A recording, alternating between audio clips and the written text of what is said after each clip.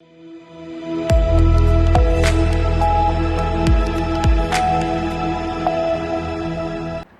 के बाद स्वागत है आपका एक बार फिर से। महाराष्ट्र बुलेटिन में शुरुआत संभाजीनगर से करेंगे, जहां किसानों को हुए नुकसान का मुआवजा दिलाने के लिए भारतीय जन जागृति एल्गार मोर्चा का आयोजन किया जा रहा है।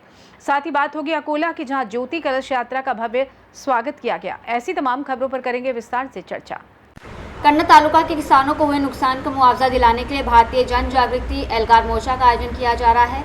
इसमें किसानों को हुए नुकसान की रिपोर्ट, कम प्रतिशत और जीआर के अनुसार सभी किसानों को सहायता देने की सामान्य मांग शामिल है।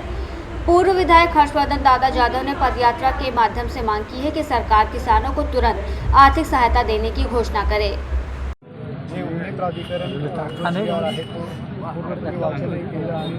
सक्त ताकीद आहे, तर नेमकी यावरती अंमलबजावणी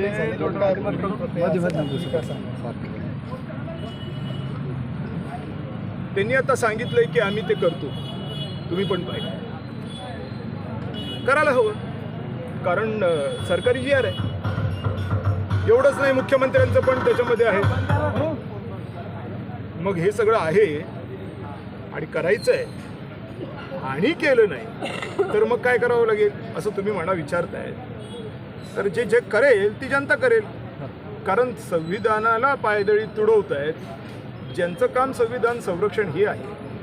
तर मग संविधानाचं संरक्षण करण्याच्यासाठी लोक काय करतील याचा भरोसा नाही, कारण हे संविधान आम्हाला 26 नोव्हेंबर 1949 साली दिलंय। असंच तर भारताचं संविधानाचं प्रिएम्बल आहे।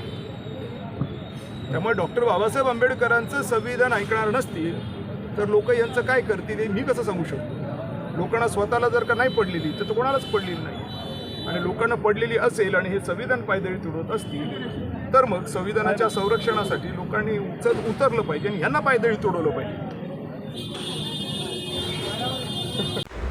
महाराष्ट्र छत्रपति संभाजीनगर से सी न्यूज संवाददाता शिवाजी नवले की रिपोर्ट।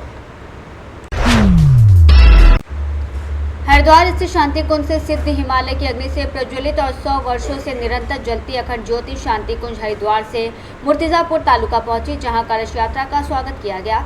ज्योति कलश के आयोजन के अंतर्गत शनिवार 27 सितंबर को मूर्तिजापुर सिंधी कैंप से शुरू हुई इस यात्रा का गांव में उत्साहपूर्ण स्वागत हो रहा है। रविवार 28 सितंबर को भक्तिधाम मंदिर, सोनाला, पारसोला, उनखेड़, नागोली, मूर्तिजापुर, गणपति मठ और जूनी बस्ती में कलश यात्रा और परिक्रमा यात्रा का स्वागत किया गया।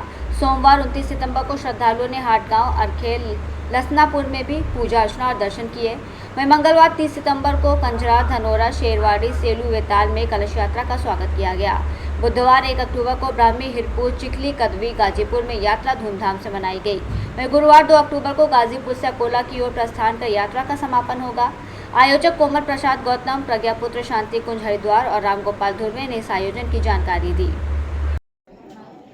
ओम भूर्भुवः स्वः तत्सवितुर्वरेण्यं भर्गो देवस्य धीमहि धियो यो नः प्रचोदयात्। ओम प्रखर प्रज्ञाय विद्महे श्रीमहाकालाय धीमहि तन्नो श्रीराम प्रचोदयात्। ओम सजल श्रद्धाय विद्महे मातशक्ति धीमहि तन्नो भगवती देवी प्रचोदयात्। ओम श्रुता मया वरदा वेद माता प्रचोदयन्तां पावमानि द्विजानां आयु प्राणं प्रजां पशुं कीर्तिं द्रविणं ब्रह्मवर्चसं मह्यं दत्त्वा ब्रजत ब्रह्मलोकम। अखिल विश्व गायत्री परिवार शांति हरिद्वार गायत्री तीर्थ के तत्वधान में यह अखंड ज्योति दिव्य कलश यात्रा का आगमन भारत के सभी राज्यों में हो रहा है, और ये महाराष्ट्र में 4 रथ निकले हुए हैं। यह नवंबर में पूजा होकर के शांति कुंज से मिली हुई है, और ये 4 रथ जनवरी 2025 से लेकर प्रज्ञा पर है। आज हमारे रथ ये विदर्भ क्षेत्र का रथ है। ये विदर्भ का क्षेत्र का रथ प्रज्ञा करते हुए 10वें जिले का समापन करने की कल 10वें जिले पूरे हो जाएंगे, और 2 जिला अमरावती जिला और नागपुर जिला शेष रहेंगे। ऐसे दिसंबर 2025 तक पूरे रथ पूरे देश की विश्व की प्रज्ञा कर रहे हैं। घर घर में व्यक्ति तक पहुँच करके निमंत्रण दे रहे हैं कि प्रज्ञा का अवतरण अखंड दीप है। 18 जनवरी 1926 से जलता हुआ अखंड दीप प्रज्वलित है और शांति स्थापित है। उसकी चेतना, उसके देवत्व को घर घर पहुंचाने के लिए उसका लक्ष्य है कि व्यक्तित्व में देवत्व का निर्माण हो, हर घर परिवार में सुख शांति समृद्धि हो, हमारा राष्ट्र जीवंत, जागृत और संगठित हो, इस उद्देश्य को लेकर के विश्व माता के स्थान पर पे अपने भारत माता के ज्ञान को, सद्ज्ञान को सद्गुरु के रूप में अवतरित कराने के लिए गायत्री महामंत्र का उद्घोष किया जा रहा है। जन जन को इससे लाभान्वित होने की प्रेरणा दी जा रही है। युग ऋषि परम पूज्य गुरु श्री राम शर्मा आचार्य जी महाराज ने 24 वर्ष तक इसी दीपक के सानिध्य में गायत्री के 24 लक्ष्य 24 महापुरुष संपन्न किए गए और उसके साथ में तपस्या की गई। खाने के लिए 2 रोटी मिलती थी। काली गाय को जौ खिलाते थे। गोबर जौ मिलता था, उसको धो करके साफ करके रोटी बनाई जाती थी और 2 रोटी रोज खाने मिलती थी और पीने के लिए छाछ, मट्ठा पानी। ऐसी उनकी तपस्या त्याग और करते हुए 24 वर्ष तक उन्हें तपस्या की। साथ में देश को स्वतंत्र कराने के अभियान में शामिल हुए। स्वतंत्रता संग्राम सेनानी भागीदारी करते हुए श्री राम मत के नाम से उनको जाना जाता है। इतने प्रावीण्य प्राप्त आचार्य जी ने 3400 से ज़्यादा साहित्य का लेखन किया है। वेद, आर्ष ग्रंथ, हमारे दर्शन, पुराण, उपनिषद सभी का सरल भाष्य करके उपलब्ध करा दिया है, जिसमें सारे विश्व की समस्या का समाधान है। अध्यात्म के माध्यम से अध्यात्म विज्ञान के साथ में अध्यात्म को मिला करके अध्यात्म विज्ञान का उन्हें उपकरण स्थापित किया है।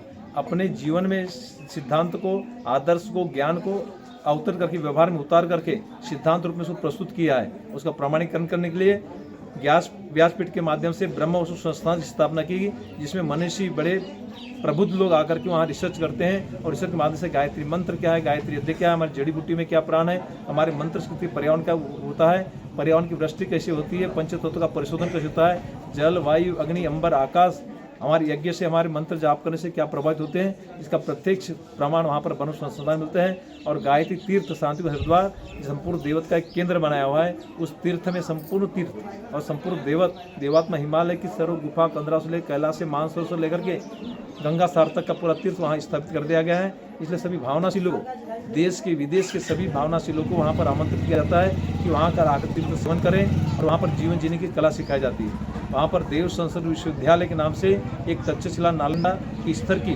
विद्यापीठ स्थापना की गई है। देव संस्कृत विश्वविद्यालय, उसमें देश के विदेश में अध्ययन से ला करके अपने को अध्ययन करते हैं और वहाँ से सेवा के लिए निकलते हैं। जो भी वहाँ अध्ययन करता है एक साधनात्मक जीवन करके PhD तक के कोर्स है वहाँ पर। PhD तक करने के लिए वहाँ पर लोग उपलब्ध होते हैं। इसलिए इस दिव्य क्षेत्र में आने का सभी को भावनाशीलों को अकोला से सीनियर संवाददाता धनराज सबकाल की रिपोर्ट। फिलहाल के इस खास बुलेटिन में बस इतना ही। देश दुनिया की तमाम बड़ी खबरों को जानने के लिए जुड़े रहें सी न्यूज़ भारत के साथ। हर खबर आपके साथ, आपके हाथ।